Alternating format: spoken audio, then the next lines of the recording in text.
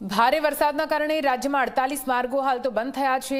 સત્તાવાર રીતે આંકડા સામે આવ્યા છે, જ્યાં ભારે વરસાદને પગલે 48 રસ્તા ઉપર વાહન વ્યવહાર થયો છે ઠપ।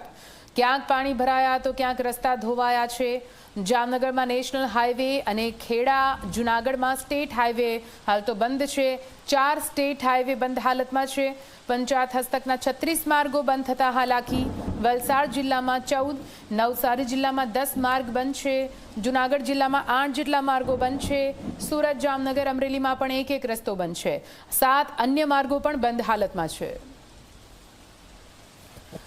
વધુ માહિતી સાથે સંવાદદાતા હિતલ જોડાઈ ગયા છે ફોન લાઈન પર। હિતલ, શું કઈ આંકડા સામે આવ્યા છે? કયા માર્ગો બંધ છે?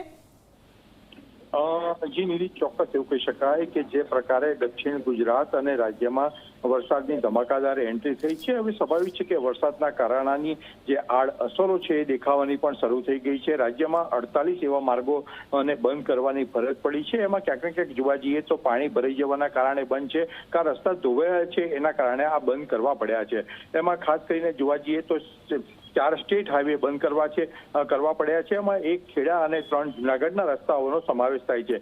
જામનગરમાં પણ 1 નેશનલ હાઈવે બંધ કરવાની ફરજ પડી છે। આ જ રીતે પંચાયત સચકના 36 માર્ગો પણ બંધ કરવા પડ્યા છે। સ્વાભાવિક છે કે આ પ્રકારની ભારે વરસાદ પડવાના કારણે એકાએક પાણીનો નિકાલ ન થતા અને રસ્તા ધોવાતા આ પરિસ્થિતિનું નિર્માણ થયું છે।